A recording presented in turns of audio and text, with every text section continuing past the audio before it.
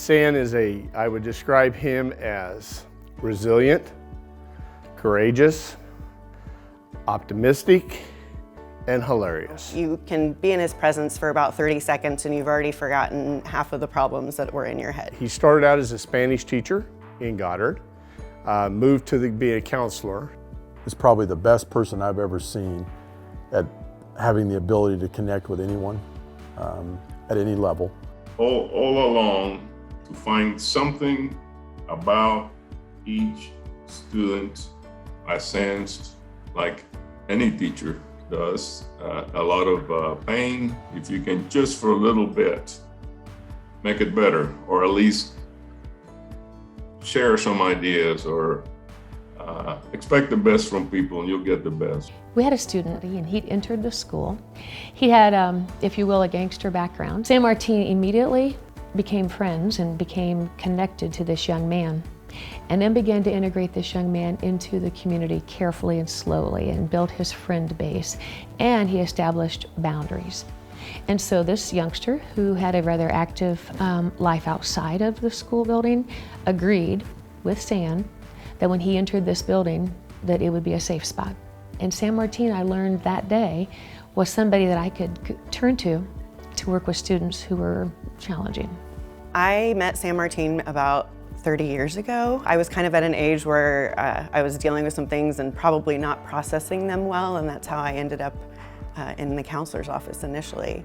At any point, I could show up in his office in any state of mind, and he would just sit down and completely 100% focus on me with empathy and respect, and that was something that I could always rely on when you can't always rely on things at that age. San also played an important role with Steve Sandel on the crisis intervention program we had. When he left the school and went to central office, he started our Respect initiative.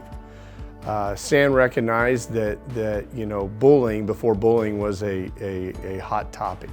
And we were the anti-bullying program before bullying was in the foreface of our state. And then my next job was in central office. Ended up being director of student services and assessments. The longer the title, the smaller it is what you really do. But it was a different type of serving, because we were able to serve with those boys at the home and at Lake Afton. Very giving, selfless in his giving, and I believe really empowers others to grow and gives kids a chance to get outside of their comfort zone, whether that's through baseball, basketball, or the classroom.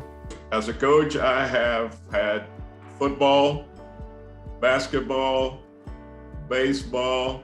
I have done track. We started the girls softball at Goddard. I did volleyball. When I came to Goddard, that's what I was pursuing, mostly baseball. But at Goddard, we did a little bit of everything except wrestling. I think what makes San different is he's not afraid to reach out to people. And he reaches out to people in many different ways. When he came to Wichita from Miami, the church helped him down there and they gave him things. So when we opened up Eisenhower Middle School, one of the things he did was we had a fundraiser for St. Anthony. And the first year, we got towels and soap and socks and underwear and things for him. And that transitioned into a fundraiser for cash items. He helped out at the food pantry. And I would want to say that he was mayor of the food pantry. Even now in Florida, he's extended that to helping out with a food pantry, thrift store type thing. Him and Teresa both have servant leadership hearts. And San was one of those guys that when kids came back to the building, they wanted to catch up with San.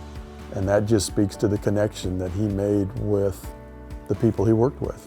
I think it has a lot to do with his moving here, escaping, if you will, from Cuba back in the early 60s, and a sense of wanting to belong.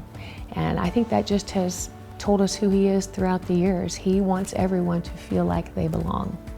There's good in everybody. There's good in everybody.